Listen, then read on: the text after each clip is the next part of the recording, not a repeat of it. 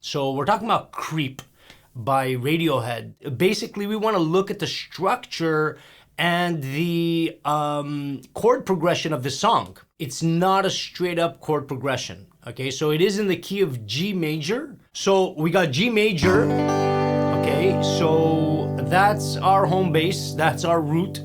But in G major, we sort of don't have two of these chords. I believe they got B major, that's not in G major. B minor is in G major. They got C major, that is in G major. But then C minor, okay, which is not in G major.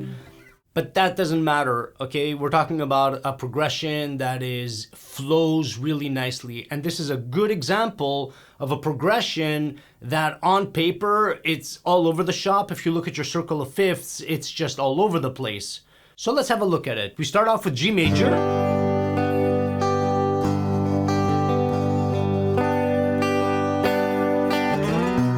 B major.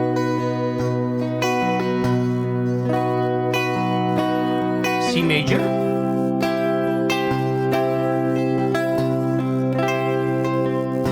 C minor, very nice change, beautiful, and back to G, and it does that throughout the whole song. It doesn't change at all, so that's for the verses and also for the chorus.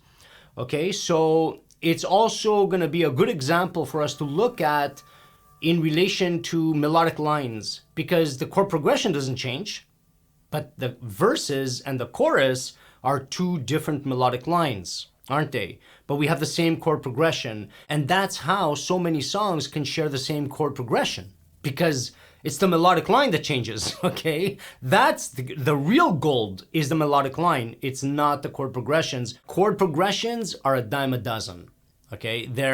It's just a chord progression, although this one is a beautiful one.